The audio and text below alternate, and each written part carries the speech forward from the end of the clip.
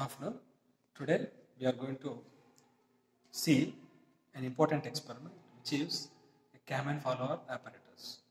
So the aim of the experiment is to study the motion of the follower for the given profile of the cam.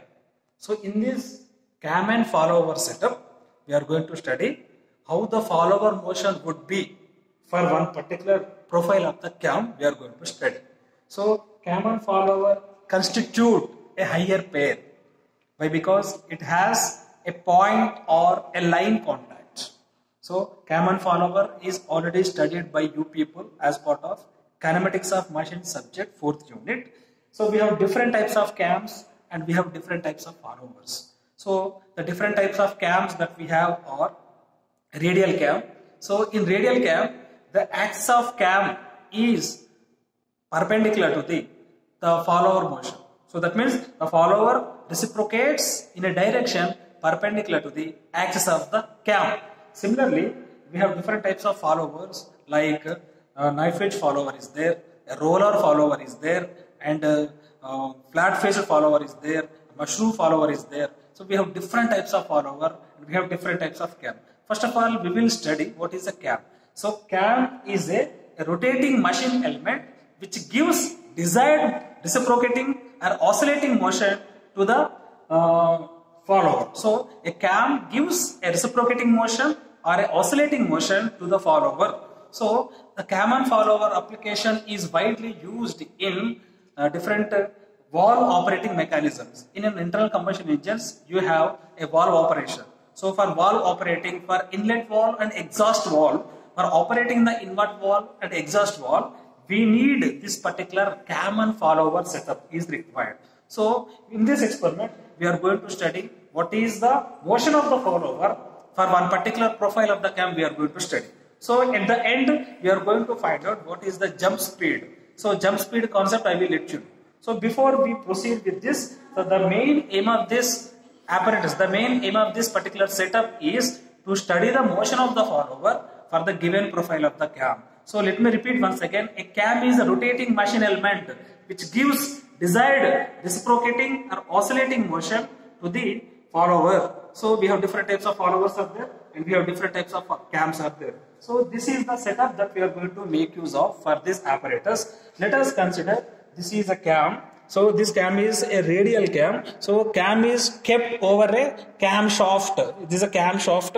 Cam shaft is attached to the bearing and the shaft again is attached to a circular scale which is graduated in degrees, and the circular scale behind of which it is kept with a variable speed motor. So that means we have a variable speed motor, the shaft of which is connected to this cam shaft with the help of a small coupling will be there, behind which we have a rotating scale which is graduated in degrees. So to measure the speed of rotation of a cam, we have a sensor, a speed sensor will be there. So with the help of the speed sensor, we can measure the speed rotation. This sensor senses the speed and which will be given to this, what is known as a device. And this is a device through which we can control the speed. So this is a controlling device to measure to increase or to decrease the speed of rotation of a cam shaft. So that means in this particular setup, we have a vertical. So this is a vertical small element and to which we can keep a flat faced follower. We have kept a flat faced follower and the follower is attached with the cam. Always the cam and follower will be in direct contact. That means a point contact will be there. A line contact will be there for the cam and follower. And see, to measure the distance moved by the follower, to measure the distance or the lift or stroke, to measure the stroke or to measure the distance that is followed, we are going to make use of a dial indicator. So you all know what is meant by dial indicator. A dial indicator is used to measure the linear distances. Here what is happening, as the cam is rotated by one particular angle, the follower is moving in the vertical direction. So what is the distance moved by the follower for one particular rotation of cam, we are going to find it out. Yes. When the follower is moving in the vertical direction, the follower fight for some period of time. The follower may move in the upward direction, and quite for some period of time the follower remains stationary, and quite for some period of time, the follower may move downward, and quite for some period of time, after reaching to the downward position, the follower remains again stationary. So based on this phenomena, we have given certain names to the motion of the follower. So that means there are three different nomenclature is given. First one is rise of the follower, and second one is dwell period, and third one is return of the follower. So this rise is something like a outstroke. So how to define the outstroke? Outstroke is the follower motion, the period of motion of the follower during one particular rotation of cam. That means the cam is rotated by one particular angle, during which we can see that the follower is moving in the outstroke, in the outward stroke, in the rise. The follower will be rising, the follower will be moving in the upward direction. So after reaching to one particular position, the follower, so for one particular rotation of cam, the follower will be in contact with the cam, and at one point of time what happens is the follower remains stationary. Even though the contact is established at that point, what happens is the follower remains stationary, and after that point the follower will move in the downward direction. So that period during which the follower moves in the downward direction is known as a return stroke. So there are altogether three different strokes. First one is outstroke or rise. So outstroke or rise is defined as, outstroke or rise is nothing but the follower will move in the upward direction. So that means for one particular rotation of cam, the follower will be moving in the upward direction, and after reaching to the highest position, the follower will remain stationary even though if the cam is rotated by one particular angle, and after that the follower will move in the downward direction. So that particular period or time period or period during which the follower moves in the downward direction is known as return stroke. So altogether we have outstroke, dwell and return stroke. So you will be getting a doubt, sir, why we have to find out, why we have to do this particular experiment. Actually this particular setup is required. You will be, see, as per the motion of the follower, as per the profile of the cam, we will be getting the one follower motion. So the cam profile is defined. The cam profile, as per the cam profile, the cam is constructed, cam is manufactured, and the profile will be there. And what is the motion of the follower? Well, as per the cam, so is it that we are going to achieve? So that means this is something like a testing purpose, as if the cam is manufactured, and we are going to check the cam, and we are going to keep the cam here, and we are going to keep the follower here. We are going to check whether during this particular period of time the follower is moving in the outstroke, the follower follows the outstroke, and during one particular period of time the follower follows the dwell period, and during one particular period of time the follower follows the return stroke. That means this is something like a testing procedure where one particular cam will be brought in and it will be fixed here, and we are going to check what is the outstroke angle, what is the dwell period, and what is the return stroke angle we are going to measure, and at the end we are going to find out the jump speed. Then the experiment would complete. So this is the way we are going to perform the cam and follower experiment in this particular lab. Now let us see how the experiment could be conducted. Now in order to do the experiment, we have taken an eccentric cam and a flat faced follower. So this is a flat faced follower. An eccentric cam is taken. So actually this is support. The follower will be here only. This is a eccentric cam, radial cam, in which we have taken eccentric cam and the follower. So always the follower will follow the cam. Now that means the cam and follower will have a point contact or a line contact. So whenever the cam is rotating in one particular direction, the follower follows the cam. So here we will explain, I am going to explain how the experiment could be conducted. In order to carry out the experiment, let us take a cam which is fixed to the cam shaft.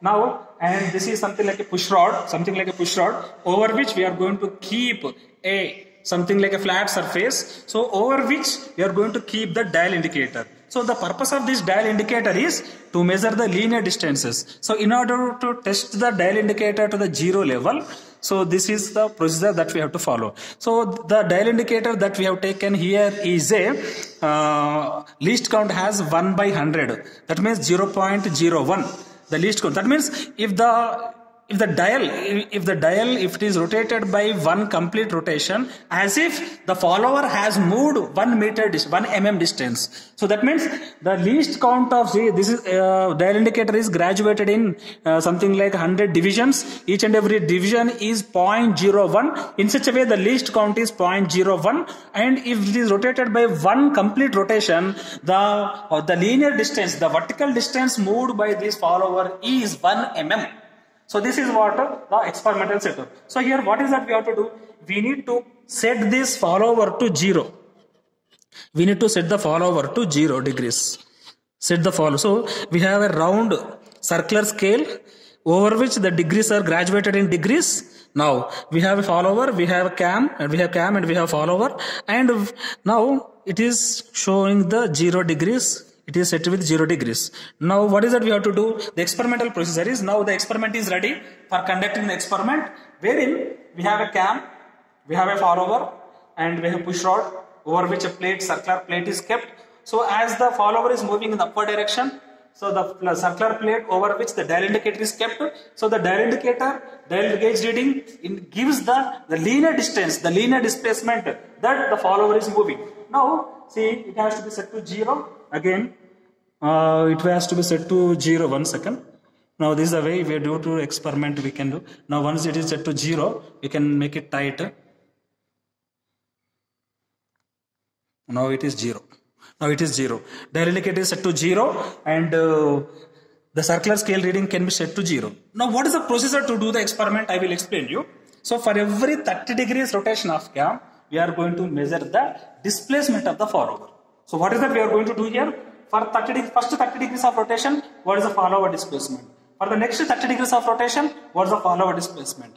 And for the next 30 degrees of rotation, what is the follower displacement? So that means as the cam is rotated for 360 degrees, what could be the follower displacement? Accordingly, at the end, we are going to find out the cumulative follower displacement and cumulative cam angle. So we will be getting one conclusion as to, okay, during this particular period of cam rotation, it is a outstroke or rise, and during this particular cam angle rotation, during this particular rotation of cam angle, the period will be dwell period, and during one particular rotation of cam, it will be a return stroke. So after this, we can as well find a graph also. This is also one of the method we can do it. So once you get the tabulated values, we can as well draw the graph. So here, and afterwards we need to find out the jump speed. So here, what is that we are going to do? For every 30 degrees cam angle rotation, we need to find out the displacement, the linear displacement, the follower displacement, as we have a flat-faced follower here. For the flat-faced follower, what is the displacement that we are going to measure here? So these are the important things that we can take. First of all, we need to set the dial gauge to 0 reading and the circular scale reading to 0, and accordingly, I am rotating this cam by 30 degrees. Now I am rotating the cam by 30 degrees. When I am rotating the cam by 30 degrees, just see here, 10 is crossed, 20 is crossed. Simultaneously, you have to see, see, just here it has to be at 0 level. It's 0, 0. Simultaneously, we have to see the dial gauge also, in what direction, whether it has crossed 1 mm or not, one rotation, whether one complete rotation is completed or not, we have to see. Now this, okay. So what is the displacement? Least count is 0.01. Yes. Yes. Now the displacement is 10, 20, 30. 30 into 30 divisions into 0.01. That means 30 divisions into 0.0. That means 0.3 mm. 0.3 mm. So for the first 30 degrees rotation of cam angle is, rotation is 30 into 0.01, which is equal to 0.3. For the second reading, what we have to do? We have to rotate from 30 degrees to 60 degrees. So simultaneously you have to see the circular scale reading as well as the dial gauge reading also. So for the remaining 30 degrees, as you can observe,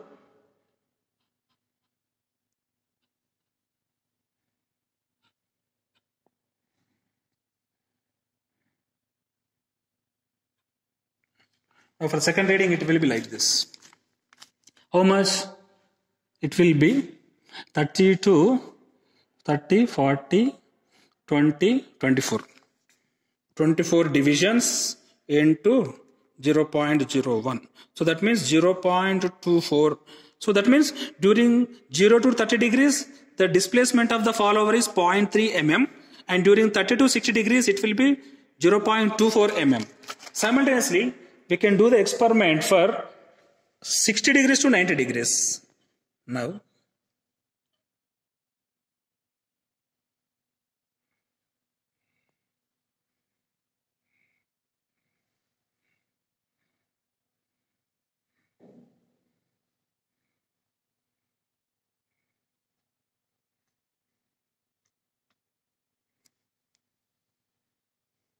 Now, we got 12 plus 30 plus 24. 36 plus 30, 66. 66 into 0.01. That means 0.66. We got this. Now,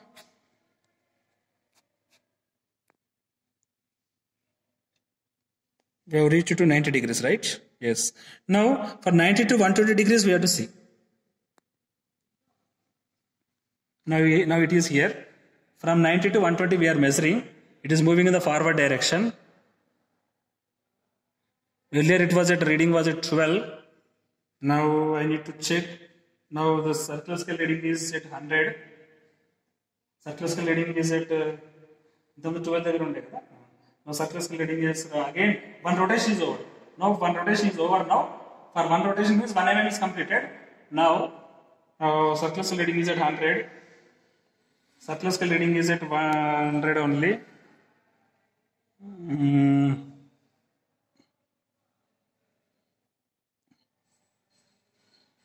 Two rotations are over.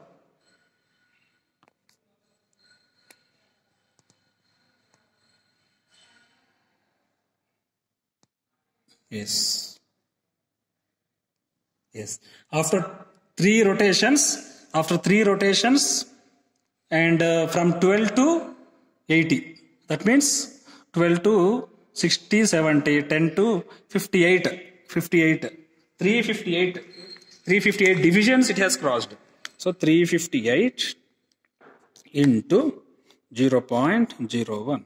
So that means 3.58 mm. So that means during the cam rotation from 90 degrees to 120 degrees, the displacement of the follower is 3.58 mm. Accordingly, now we are moving from 120, we are rotating the cam angle by 120 degrees to 150 degrees. So now we have reached to the utmost here, the highest position, during which the cam may not rotate. It may be the dwell period. Now, least, so there is a less rotation of cam. Just a minute. Now we have reached to the uphill. Now we reach to the uphill. Okay. Yes. Now we have reached to the 120 to 150. That means we have to measure. Earlier it was at 60, 40, 25 plus 40, 65. 65 into 0.01. 0.65 is the reading. So that means during the cam rotation from 120 to 150 degrees, the displacement of the follower, the vertical displacement of the follower is 0.65. Now we are rotating the cam from 150 degrees to 180 degrees. Now we are making the cam to rotate from 150 to 180.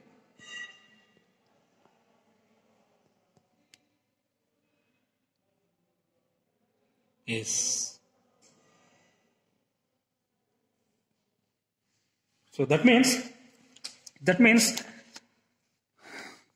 during this particular period of time, 150 to 180, hardly you can find 10 degrees into 0.1, which means that there is the vertical displacement of the follower is appreciable, very, very appreciable. That means 0.0, 10 into 0.1.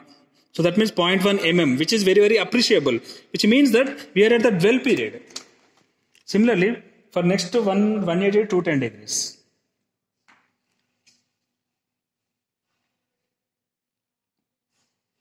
Yes. Here also you have some small appreciable value. It is 15 into 0.01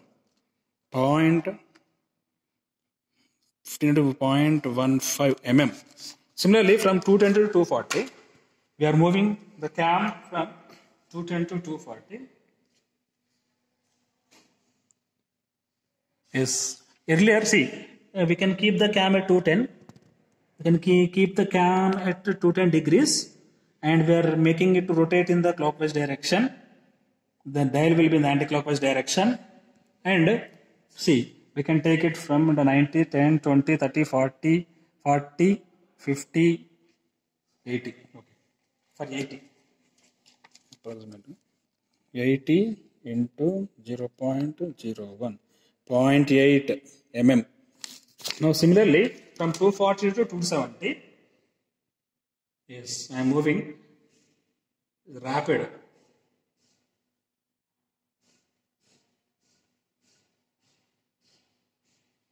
Two 240 to 270. Okay, 270 is crossed. Just a minute. 270. So that means it will be 70. 70 divisions into 0.01. 0.01. 0.7. Okay. Now, from 270 to 300.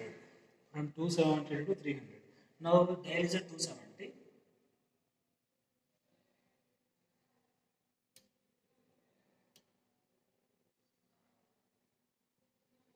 Yes. 60 into 0.01. That means 0.6.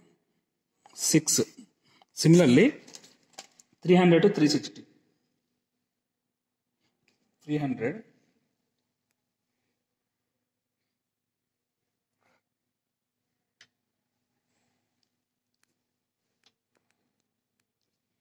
And during this, at the end, we are almost reached to the end stage.